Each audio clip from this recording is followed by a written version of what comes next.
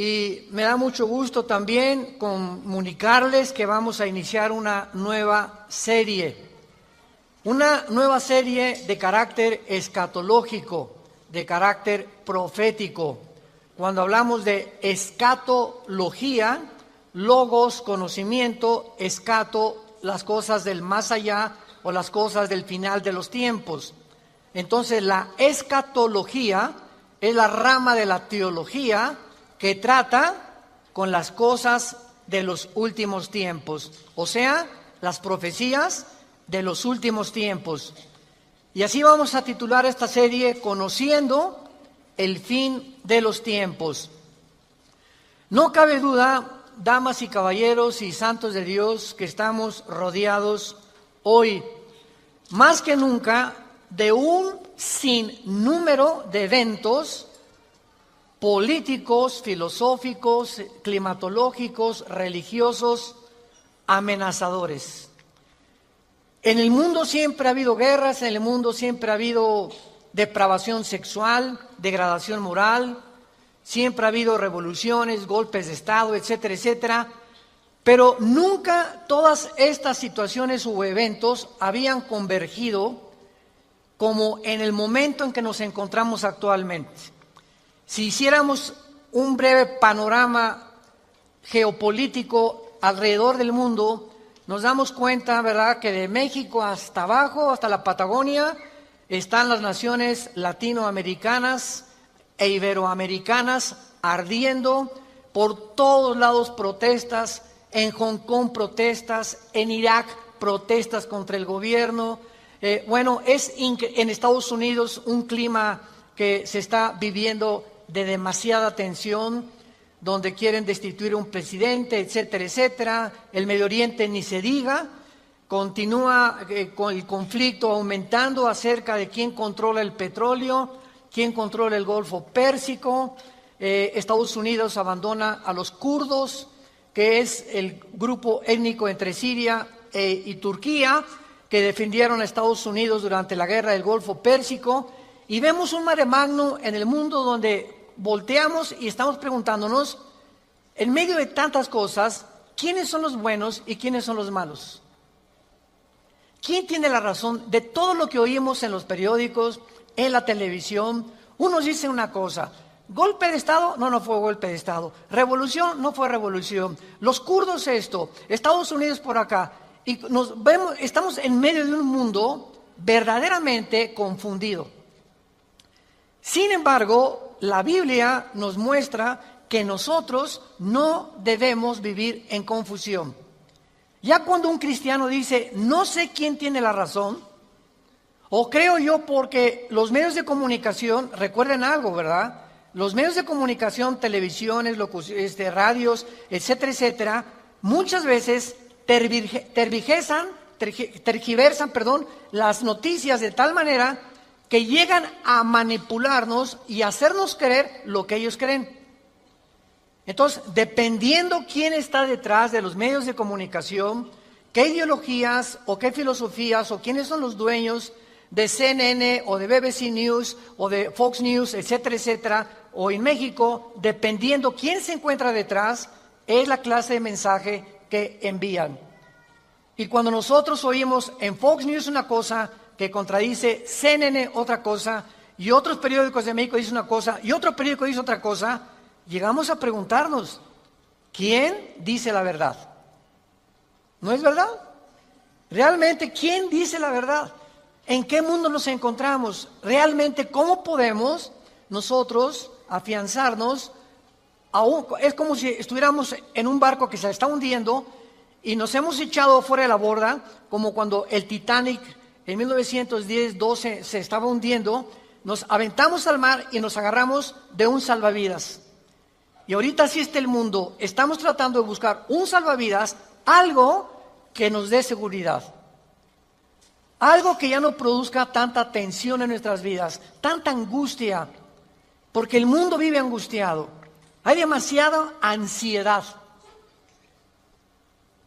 La enfermedad número 1 que la Clínica Mayo en Rochester y el Hospital Hopkins en Estados Unidos, que son las dos clínicas médicas más respetadas que hay en el mundo en cuanto a evaluaciones y a sugerencias médicas, coincidieron hace algunos años en que el factor común denominador o la causa número 1, escúcheme con mucho cuidado, este es un dato que viene de clínicas médicas, no cristianas.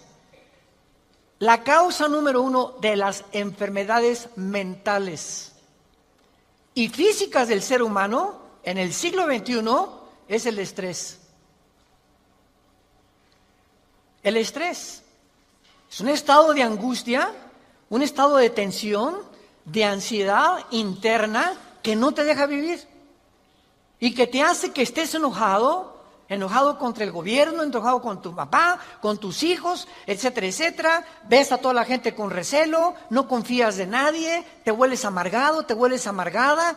Y es el estado interno al que el ser humano está llegando porque hay demasiados conflictos en el mundo, demasiadas noticias. Estamos oyendo con el iPhone qué pasó en Irak, qué pasó en el Medio Oriente, qué pasó por acá, mis amigos, mis amigas, y llega un momento en que el ser humano ya no tiene paz.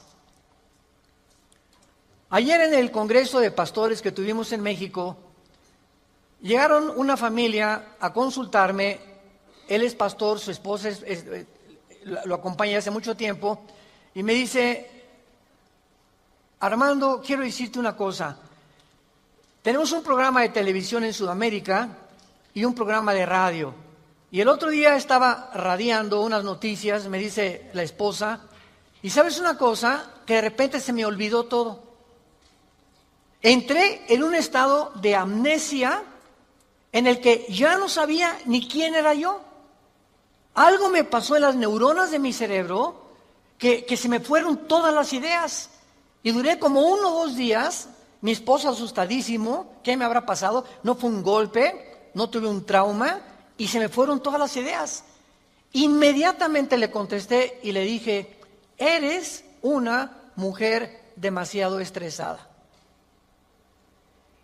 Y hay una autora inglesa que les recomiendo, ahorita mi esposa está devorando todos sus libros, que se llama Carolina Leaf, L-E-A-F, Leaf. Esta autora inglesa es neuróloga, pero es cristiana, y está haciendo los últimos descubrimientos del cerebro, de las neuronas, de la manera como afecta el estrés. Y en ese momento, cuando tú estás demasiado estresado y tienes demasiadas presiones, y los niños, y el esposo, y el falta de trabajo, y el buen fin, o lo que tú quieras mencionar, algo le pasa. Las neuronas son interconexiones eléctricas que tenemos, pero millones de células dentro del cerebro, y un solo alambrito por la presión mental, por falta de vacaciones o de que no aprendes a relajar tu mente, etcétera, etcétera, provoca amnesia, provoca enfermedades mentales y puedes llegar inclusive a la locura. Esto es impresionante, porque es como un árbol lo que tenemos aquí adentro. Y ella está descubriendo que cuando tienes pensamientos negativos, las neuronas se unen más rápido. Esto es increíble porque así nos diseñó Dios. Y cuando tenemos pensamientos negativos, las neuronas comienzan a tratar de desconectarse y vienen zonas negras en el cerebro que te impiden pensar coherente y lógicamente. Qué interesante que Filipenses 4:8 diga en la Biblia: en esto pensad, todo lo que es bueno, todo lo que es justo, todo lo que es buen hombre, ocupa tu mente pensando cosas positivas.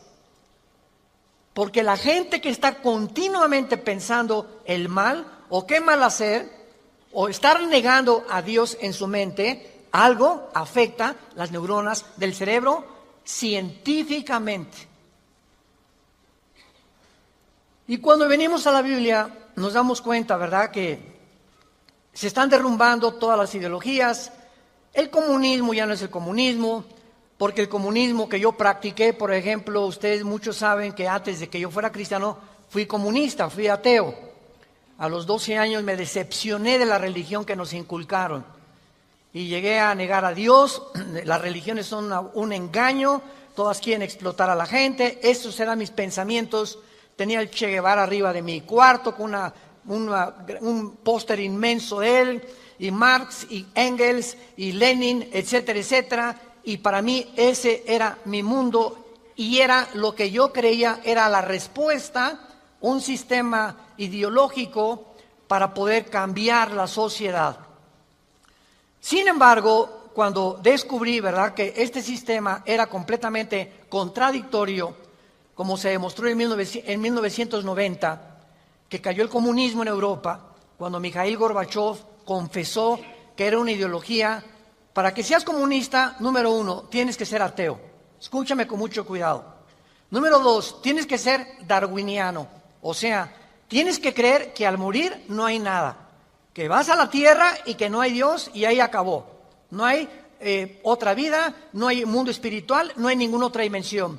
Número 3, tienes que ser humanista, no humanitario, humanista. O sea, tienes que creer que el hombre tiene las respuestas para sus problemas. Ese es el humanismo. Cuando creemos que nosotros podemos resolver la pobreza, las injusticias, etcétera, etcétera. Que es la historia del fracaso de la Liga de las Naciones, las Naciones Unidas, la OTAN, la OEA, llámale como quieras. El hombre es incapaz de resolver los problemas que van más allá de nuestra capacidad para resolverlos. Ese es el humanismo. Entonces, si no hay esta plataforma, no eres comunista, es una mentira.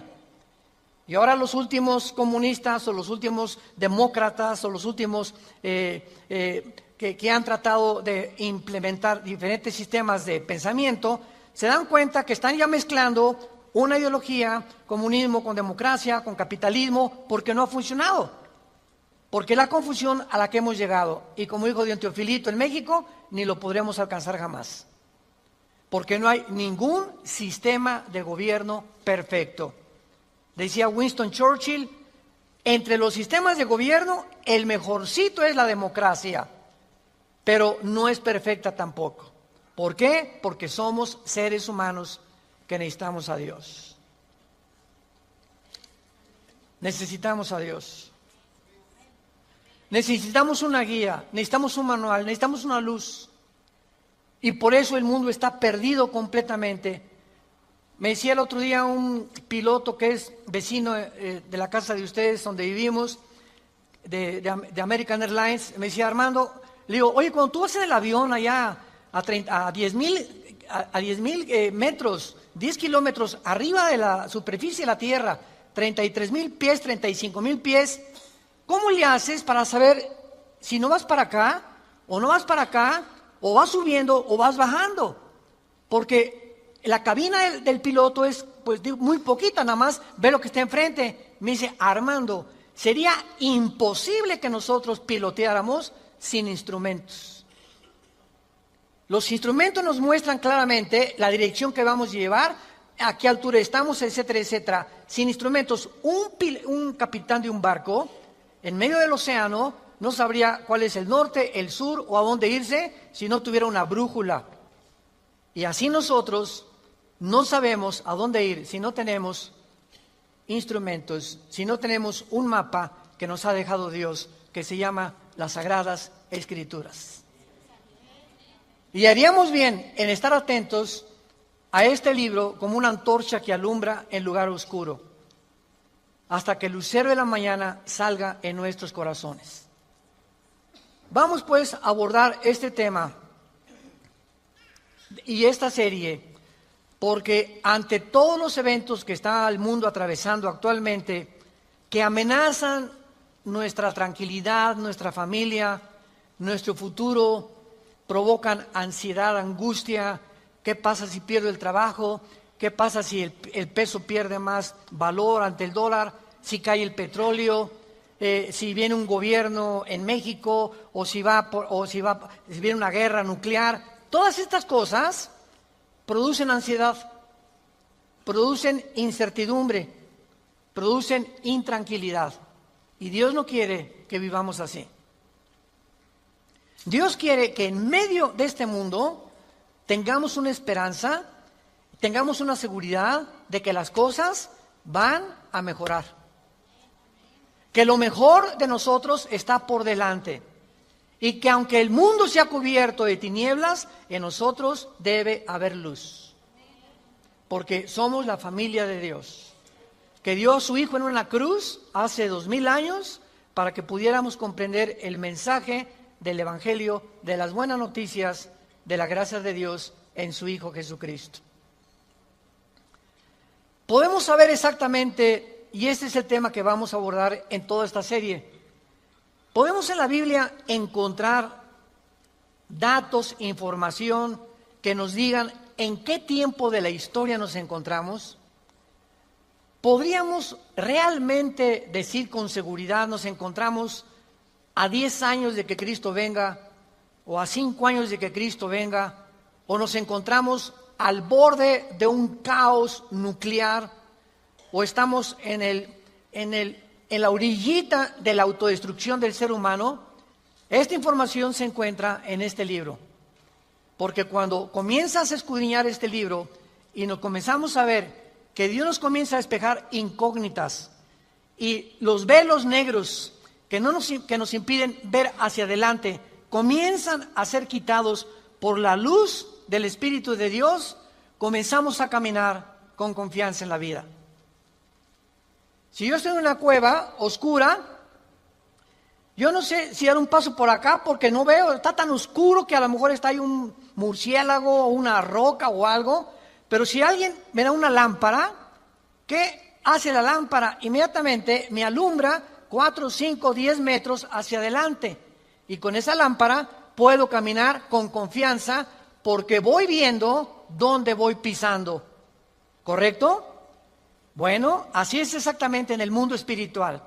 El mundo ahorita no tiene lámpara, están así. ¿Será melón? ¿Será sandía? ¿Será ya sabes quién? Por aquí, por allá, ¿y para dónde? Esto, ¿tendrá razón ellos? ¿Tendrá razón estos? ¿Tendrá razón este gobernante? Por acá, y así está el mundo.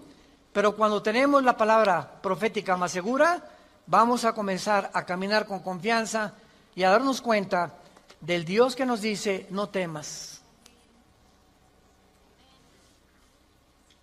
No temas, estoy contigo, nunca te dejaré, nunca te voy a abandonar. Estaré contigo todos los días hasta el fin del mundo. Y aunque se cierren los cielos aparentemente y la oscuridad, la tierra esté cubierta de ella, mientras más oscuro, las estrellas se ven mejor. Mientras más oscuro, vamos a tener más luz, porque vamos a poder brillar en medio de las tinieblas. Claro que la Biblia nos va a revelar todos estos sucesos y calamidades antes de que sucedan, para que cuando sucedan corroboremos, comprobemos, confirmemos que Jesús tuvo realmente la razón y que Él es el Hijo de Dios. Y esto es lo que nos da la fortaleza, las convicciones, porque lo que más se necesita ahorita en el mundo es seres humanos con convicciones profundas en sus vidas, con mucha integridad para vivir. Y cuando tú eres una persona de una sola pieza, como dijo Pablo, yo sé en quién he creído, ya no te engaña la gente. Ya no te engañan las películas, no te engaña la televisión, no te engañan las noticias, porque tu fe está bajo una roca. Estás parado en un fundamento inconmovible. Y este fundamento es la palabra de Dios. Vayamos a ver algunos pasajes en primer lugar en el capítulo 46 del libro de Isaías. Si no traes la Biblia, por eso estás así. Con razón. En Isaías capítulo 46, versículo del 9 al 10, veamos algunas respuestas anticipadas que este profeta hace 2700 años escribió. Isaías 46, versículo 9 y versículo 10. Dice Dios: acuérdense de las cosas pasadas desde los tiempos antiguos, porque yo soy Dios y no hay otro Dios, y nada hay semejante a mí, que anuncio lo porvenir, desde el principio y desde la antigüedad, lo que aún no era hecho, que digo, mi consejo permanecerá y haré todo lo que quiero. En este pasaje Dios claramente nos muestra que Él va a demostrar, el Dios de la Biblia, que Él es Dios. Y que todos los demás dioses, ¿verdad?, no son realmente más que ídolos, y aunque detrás de todo esto hay criaturas espirituales que se le llama dioses en la Biblia, Él es el Elohim de los Elohim. Él es el Dios de los dioses, Él es el rey de todos los demás súbditos que ocupan el universo. Y que Él nos va a anunciar lo que va a venir para que sepamos algo. Lo que Dios dice va a permanecer. Y va a hacer todo lo que Él ha dicho que va a hacer en la Biblia. Veamos otro pasaje en el Nuevo Testamento, en Primera de Juan. Antes del Apocalipsis está Primera de Juan, para que no andes por el Éxodo. En Primera de Juan, capítulo 4, versículos 5 al 6, el apóstol, el último de los apóstoles de Jesucristo, que murió a los 93, 92 años de edad, fue el último que murió de ellos, escribe, Primera de Juan 4, del 5 al 6, ellos son del mundo, siga con cuidado esta lectura, ellos son del mundo, por eso hablan del mundo, y el mundo los oye. Nosotros somos de Dios, el que conoce a Dios nos oye, el que no es de Dios no nos oye. En esto conocemos el espíritu de verdad y el espíritu de error. Tú prendes el radio y dices, ¿qué quiero oír? La charrita del cuadrante. Bueno, porque eso es lo que quieres oír. Pero al mismo tiempo tu apartito de tu radio tiene ondas y tiene FM, tiene AM y tiene como 50 estaciones más que tú puedes oír. En el FM 91.3, 1440, etcétera, etcétera, ¿verdad? Pero tú sintonizas lo que tú quieres oír. El mundo espiritual que nos rodea, ahorita aquí cerca de nosotros, todas estas ondas radiales y de video y de televisión están pasando junto a nosotros, pero ese aparatito las capta, son invisibles. Y el hecho que no las veamos no implica que no existen, porque aquí están junto a nosotros. Pero ese aparatito lo prendo y capta esa onda que yo quiero, o hay otra banda más chica, o hay otra más grande, pero capta, repito, la estación que tú quieres bajar del mundo invisible. Y así pasa en el mundo espiritual. ¿A quién quieres oír? ¿A Buda? ¿A Marx? ¿A Che Guevara? ¿A Lenin? ¿A los brujos? ¿A los astrólogos? ¿A quién estás sintonizando en tu mente? Ellos son del mundo. Si tú eres del mundo, vas a oír a los líderes del mundo, a los religiosos, a los brujos, a los que te han prometido que tienen alguna verdad. Y por eso tu vida está como está. Pero si tú quieres sintonizar la frecuencia de Cristo, entona a Cristo en la Biblia. Entonces, por la forma y a quienes oímos, podemos confirmar si somos o no somos hijos de Dios. El que es de Dios, oye a Jesús. Mis ovejas, Juan 10, oyen mi voz y me siguen. Y yo les doy la vida eterna. Y no oirán la voz del falso pastor. Y aquí se trata de tu destino eterno, de tu familia, de tu matrimonio, de tus hijos. Tienes que aprender a discernir la voz de Jesús. En medio de tantas voces en la televisión, en los programas, en los radios, en libros que hay que nos rodean por todos lados, ¿a quién estás oyendo? ¿A quién estás leyendo? ¿Qué tipo de lectura tienes? ¿Qué tipo de actividades tienes para saber si tú eres y tienes el espíritu de verdad o tienes el espíritu de error? Muy bien. En la Biblia tenemos tres principales fuentes de información de las profecías bíblicas. Esto es bien importante. Hay tres fuentes de información en la Biblia, que vamos rápidamente a verlas, que nos muestran la fase final de la historia humana en tres pasajes de la Biblia y que nos vienen realmente a confirmar en qué época nos encontramos. Estas tres son, en primer lugar, el Sermón del Monte de Jesús, que se encuentra en Mateo 24, Marcos 13 y Lucas 21. ¿Cuál es el Sermón del Monte? Cuando los discípulos se acercaron a Jesús, dinos, ¿cuándo será la señal del fin del mundo? ¿Cuándo serán estas cosas y cuándo será la señal de que tú vas a regresar? Y ahí Cristo comienza a enumerar una serie de eventos y señales. Habrá guerras, falsos profetas, muchos van a ser engañados, pestes, terremotos, y será el principio de los dolores.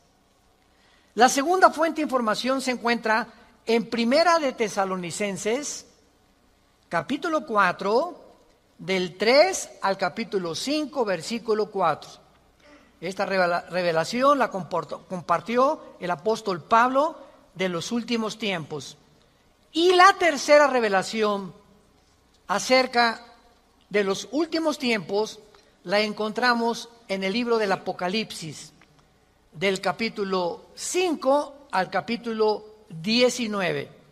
En estos capítulos se encuentra claramente todo lo que la planeta Tierra y la humanidad va a atravesar. Ahora, muy bien, cuando estudiamos estos pasajes, podemos concluir que efectivamente vendrán tiempos difíciles al mundo, sorpresivos y amenazadores, que es de lo que hemos estado hablando en los últimos 10, 15 minutos. Nadie puede negar que vivimos en un mundo conflictivo, amenazador, que ha llenado al mundo, a los seres humanos, de ansiedad, de intranquilidad, de falta de paz, de suicidios, de mejor me quito la vida, o me emborracho, o me drogo. ¿Por qué los jóvenes se drogan? Pues porque es una forma de evadir la realidad. La realidad para muchos jóvenes es tan negro y tan negro lo que se ve en el mundo que ya no quieren o no creen que pueden atravesar esa cortina oscura, no creen que hay una luz detrás y se enfrentan a un mundo que parece que se los está comiendo, tragando, y prefieren salir de este mundo. Los que se drogan, ¿por qué se drogan? Los que se emborrachan, ¿por qué se emborrachan? Porque la realidad es tan cruda que no la quieren enfrentar en sus 5 sentidos. Entonces, detrás de cada persona drogadicta, alcohólica, etcétera, etcétera, se encuentra un conflicto interno espiritual. Porque como en el área forense, cuando tú estudias, yo recuerdo que hubo una época en mi vida que comencé a estudiar criminología, dactiloscopía y balística. Quería ser detective, imagínense. Siempre me ha gustado la investigación. Y me dio unos meses por meterme y compré libros, etcétera, etcétera. Y siempre cuando en esa área te involucras, los detectives o los investigadores siempre están buscando el motivo por el cual alguien le quitó la vida a la otra persona. Porque siempre hay un motivo del que cometió fraude, el motivo de por qué mató a su mamá, el motivo por qué abandonó a su esposa. Siempre detrás de cada acción hay un motivo. Y cuando descubrimos el motivo, nos ayuda a poder tener una pieza del rompecabezas más clara para poder averiguar o decidir quién fue el asesino o quién fue el ladrón o quién se encuentra detrás de eso. Y cuando nosotros vemos esto, ¿verdad?, que el motivo por el cual la gente hace lo que hace en el mundo, nos damos cuenta que el mundo está espiritualmente muriéndose. Y nosotros tenemos la medicina. Qué triste que tengas compañeros en tu escuela que estén tan confundidos, que no les has hablado jamás de Cristo, que tengas amigos que haces negocios con ellos, que tengas un taller de carpintería, de plomería, o eres mecánico o abogado en tu bufete o un médico, y la gente a tu alrededor, vemos a la gente, caras vemos y están llorando por dentro, están deshechos por dentro. Que si esa hermanita, la enfermera que diga, ay hermanita doctora, ¿cómo está? Muy buenos días, ¿verdad? Y te encierras con ella y te pones enfrente de ella, te puedo olvidar, se quitan esa máscara que están usando y caen en una expresión de llanto, de angustia que están escondiendo, poniéndose una máscara de aparente felicidad. Y así las personas que tú ves, no es cierto que son lo que estás viendo. Detrás de cada persona se encuentra un drama. Se encuentran problemas más allá de lo que podemos imaginarnos. Así que nosotros tenemos la respuesta y la medicina, qué estamos haciendo con ella, y vamos a dar cuentas en la otra vida de todas las cosas que nunca cumplimos en la palabra de Dios al compartir el mensaje de Jesucristo.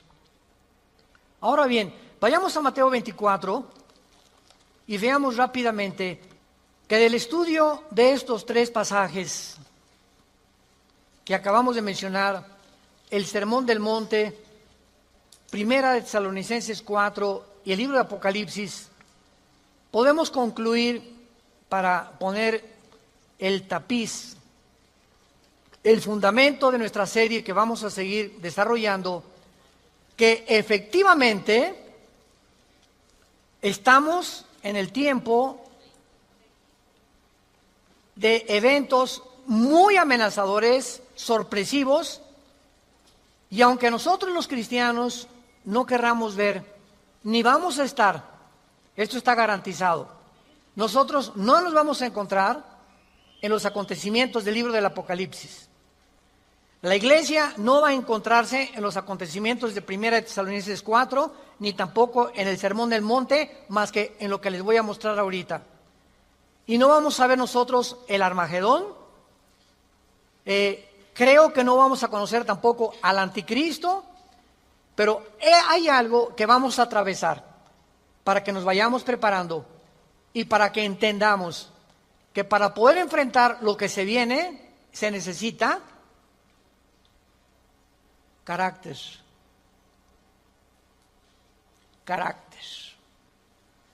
¿Qué es el carácter? Es la formación interna que el Espíritu Santo nos quiere dar, donde estableces fundamentos y convicciones inconmovibles en tu vida. He decidido hacer esto, lo haces. Puntualidad, responsabilidad. Una persona, un cristiano irresponsable, tiene mucho que trabajar con su carácter. Un cristiano que siempre llega tarde a todos lados, tiene que trabajar mucho con su carácter. Decía hace algunos años, cuando Henry Ford hizo el primer carro modelo T, 1904, corría como 25 kilómetros por hora. Su hijo, Henry Ford II, tomó la Ford Motor Company, la compañía de carros Ford en Estados Unidos, que fue la que más comenzó a vender carros a principios del siglo XX. Y este hombre llegaba a la compañía de Ford y ponía al jefe de la planta, al jefe de la administración, al jefe de la supervisión, ponía a líderes en cada departamento. Y él llegaba cada 2 o 3 meses, y si ese líder no hacía que funcionara la planta que él le había dado, lo corría. Dice, un líder, decía Henry Ford II, es la persona que hace que las cosas sucedan. Y si tú estás al frente de una responsabilidad y no cambias la situación, o no cambias la manera de pensar de los hombres o de tus soldados que tienes bajo tu responsabilidad, tú no eres líder. Entonces, qué importante es que la Biblia dice que todos nosotros debemos ser líderes. Y si somos líderes, tenemos que hacer cambiar las cosas de alguna manera. Vas a hacer cambiar a tu amigo y vas a hacer cambiar a tu amiga y vas a hacer cambiar a tus amigos de la escuela, hasta a tus maestros los vas a confrontar algún día. Discúlpeme, maestro, con el respeto que se merece, no venimos del chango. La evolución es una teoría que está completamente destituida desde que descubrieron el ADN en 1954. Por favor, actualícese más, maestro. Entonces, cuando comenzamos a entender eso, es cuando comenzamos a comprender que este mundo, dice la Biblia, la mayoría serán engañados. Los mismos escogidos serán engañados porque hay millones de cristianos sin carácter, flojos, irresponsables, impuntuales, sin falta de integridad. A nadie le hablan de Cristo, no comparten las buenas nuevas, no tienen convicciones profundas que los hacen ser gigantes, guerreros de Dios. Dice Mateo capítulo 24 en el Sermón del Monte el Señor Jesucristo, porque se acercan los discípulos para hacerle preguntas, versículo 3, Señor, dinos, vean las 3 preguntas que le hacen hace 2000 años.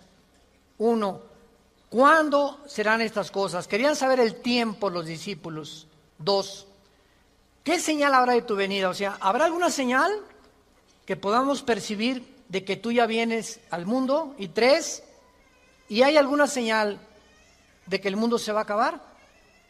De estas 3 preguntas, Cristo comienza a contestar algunas, por ejemplo, la señal de su venida, hasta el versículo 29 y 30, cuando el sol se oscurecerá, la luna se pondrá, etcétera, etcétera, y esa es la señal de la venida de Cristo, que no vamos a estar aquí nosotros, porque primero es el arrebatamiento, y van a pasar 7 años de la tribulación, y viene Jesucristo en la segunda venida, y los que estén en la segunda venida, que se hayan convertido en la persecución del anticristo, van a saber que cuando vengan estas señales cósmicas en el cielo, Cristo aparecerá en las nubes junto con nosotros, porque regresaremos con Él. Pero lo que me interesa compartirles es el versículo 6 en adelante, que es lo que nos atañe a la generación que estamos viviendo. Oirán de guerras y rumores de guerras. Miren que no se turben, porque es necesario que todo esto acontezca, pero aún no es el fin. Porque se levantará nación contra nación y reino contra reino, y habrá pestes y hambres y terremotos en diferentes lugares. Muy bien, si leemos solamente el versículo 6, oirán de guerras y rumores de guerras, toda la historia han sido estos, ¿no es verdad? Desde que Caín asesinó a Abel, que Caín asesinó a su hermano Abel, toda la historia, de acuerdo, lo quieres apuntar, al Instituto para la Investigación para la Paz, en Suecia, Estocolmo, dictaminaron que de los 6,000 años aproximadamente de historia que tenemos, de 6,000 años, solamente ha habido 25 años de paz. La historia humana es una historia de guerras, guerras, guerras, guerras, guerras, guerras. En 6,000 años, 25 años de paz. O sea, siempre ha habido conflictos, revoluciones, golpes de Estado. Es la historia de nosotros. Pero entonces ahí podríamos quedar confundidos. Oye, Señor, ¿de qué estás hablando? Siempre ha habido guerras. Versículo 7, Él lo explica. Porque se levantará nación contra nación y reino contra reino. Esto, una guerra mundial, una guerra de carácter internacional, donde se involucraron 3 o 4 naciones contra 3 o 4 o 5 naciones, nunca sucedió hasta 1910, la Primera Guerra Mundial. Ahí fue la primera vez en la historia que sucede una guerra de carácter internacional a través de toda la historia. Y casi 30 años después, la Segunda Guerra Mundial. Entonces, con esto nos situamos nosotros en una plataforma bastante sólida y podemos entender que cuando Jesús dice, se levantará nación contra nación y reino contra reino, y habrá pestes, porque las guerras producen pestes, plagas, ¿verdad? Enfermedades, calenturas, hambres, terremotos. Señor, siempre ha habido terremotos, ok, claro, siempre ha habido terremotos, pero de acuerdo al Instituto Sismológico de Boulder, Colorado, que es uno de los institutos más prestigiados en el mundo para detectar terremotos, desde 1976 hasta el 2010 han aumentado 70% los terremotos en el mundo. 70% han aumentado. Es a lo que Cristo está diciendo, que iban a aumentar cada vez más los terremotos, etcétera, etcétera. Versículo 8. Y todo esto, aquí es donde nos encontramos ahorita. Nos encontramos en el principio de los dolores. Nos encontramos en un mundo donde el matrimonio ya está dejando de existir. En un mundo donde el ser humano está contagiado e infectado filosófica, religiosa, política, económicamente. Unos voltean por acá, ¿dónde estará la solución? Voltean a sus ídolos, otros consultan muertos, otros consultan espíritus, otros etcétera, etcétera. Es impresionante a donde el mundo se encuentra actualmente. Impresionante. Y esto es precisamente lo que Jesucristo nos quería decir para que estemos preparados. Ahora muy bien, después de estos principios de dolores, nos vamos. Adiós, mundo cruel. Adiós, mi perro fido, adiós, adiós, mundo cruel. Ya nunca te veré. Después de este principio de dolores, van a aumentar, imaginémonos, van a aumentar las catástrofes en el mundo y los terremotos y las plagas y las pestes y la confusión, que va a estar el mundo en un estado tan grande de confusión que va a pavimentar el camino para que se levante un hombre en el Medio Oriente que la Biblia le llama la bestia. De todos los animales que el Espíritu Santo buscó, las hienas, los leopardos, los osos, los leones depredadores, no encontró el Espíritu Santo un hombre, un adjetivo para designar a este hombre, y por eso simplemente la Biblia le llama una bestia, un depredador, cruel, sanguinario, y su otro nombre es el anticristo. Todos los dictadores,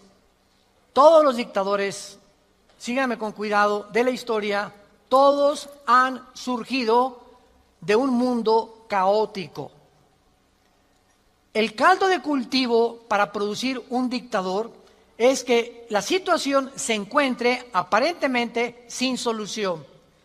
Corrupción, oscuridad, etcétera, etcétera. Y en medio de esto surgen hombres prometiendo mejorar las cosas. Hitler entró democráticamente. Stalin entró democráticamente. Saddam Hussein entró democráticamente. No es verdad que entren a través de un golpe de Estado los líderes, la mayoría entran a través del pueblo. Pero una vez que el pueblo los levanta, a ver quién los quita. Y en medio de esto es cuando el mundo va a ver en Europa que va a estar una oscuridad total en Europa. Ahorita la salida de Inglaterra de la Unión Europea, el Brexit famoso. Ahorita en Europa ya no existe, damas y caballeros, santos de Dios. Las únicas dos naciones que sobreviven en Europa es Alemania y Francia. España, Portugal, Grecia e Italia están hundidas económicamente, sin dinero para poder levantarse. Y no hay ninguna esperanza para estas naciones. Había el Fondo Monetario Internacional que lo estaba manejando Alemania, se les acabó el dinero ya. Y Francia está ayudando un poquito a Alemania. Y gracias a Dios que en Alemania la ministra Angela Merkel es cristiana. En todo el mundo es la única líder que sus padres fueron pastores y ella dijo en enero de este año, Europa tiene que regresar a Dios. Entonces, Alemania está sobreviviendo, Inglaterra se está yendo sin los impuestos que le pagan las naciones a la Comunidad Europea o a la Unión Europea, ya no va a haber forma de sostener una Unión Europea, que era el sueño de los europeos después de la Segunda Guerra Mundial.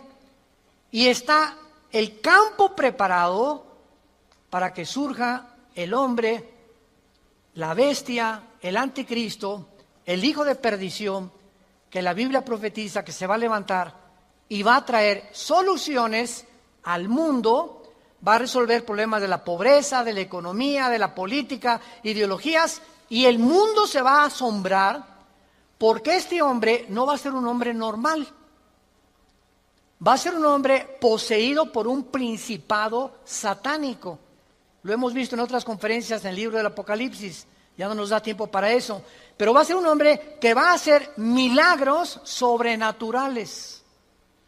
Y va a tener a un compadre que en Apocalipsis 13 se le llama el falso profeta.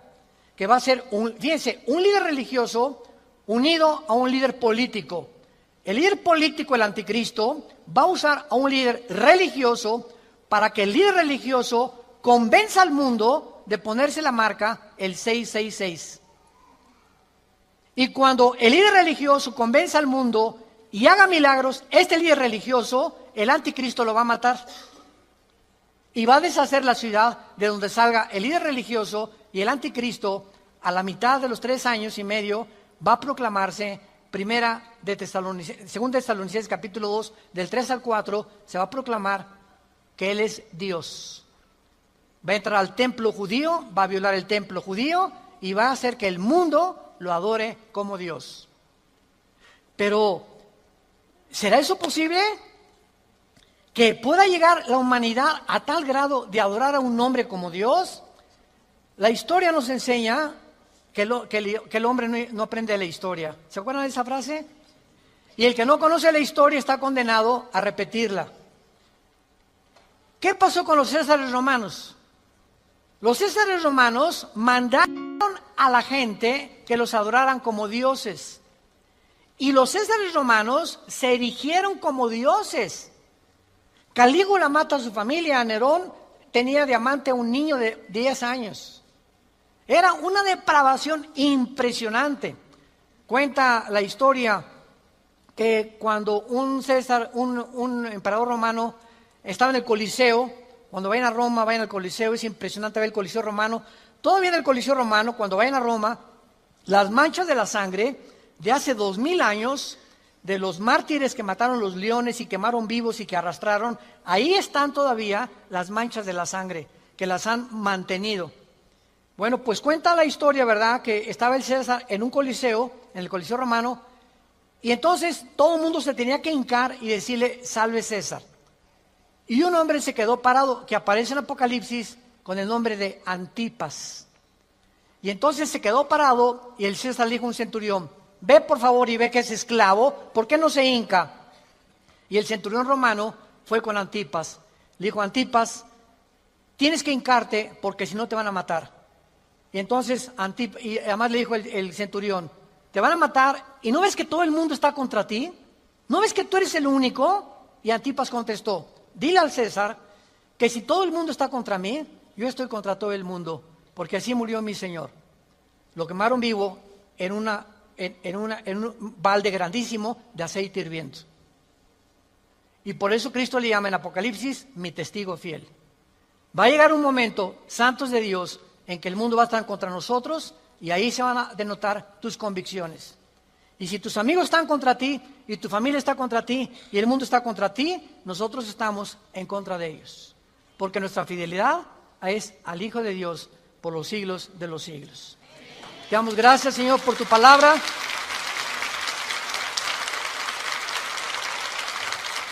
Bendito sea el nombre del Hijo de Dios, que nos ha hecho renacer su Padre para una esperanza viva por medio de su resurrección de entre los muertos, para que tengamos una esperanza que no puede morir en nuestro corazón y permanezcamos fieles a esta esperanza a la que todos hemos sido llamados. Al gran pastor de las ovejas, nuestro Señor Jesús, es nuestra lealtad, es nuestro amor, es nuestro corazón. porque Él fue el que dio su vida en nuestro lugar. A ti, Jesús, te damos gracias por vivir de entre nosotros y saber que más pronto de lo que nos imaginamos, vienes por tu iglesia. Vienes por aquellos que han sido fieles hasta la muerte, que han mantenido firmes sus convicciones en medio de un mundo confundido, donde estos hijos e hijas tuyas han permanecido inconmovibles en la fe, aferrados a la roca, a la palabra de vida, que es la que nos ha dado la vida eterna. Te damos gracias, Señor, porque sigues llamando al mundo al arrepentimiento, a que se vuelvan a ti.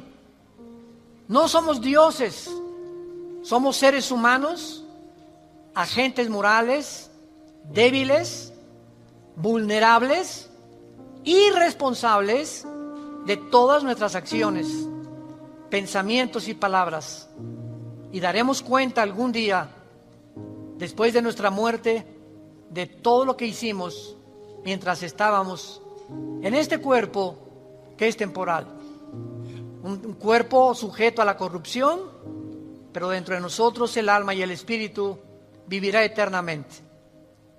Si tú esta mañana quieres invitar a Cristo y aún no estás seguro de que tienes la vida eterna o segura, dile simplemente estas palabras: Señor, te pido perdón por mis pecados.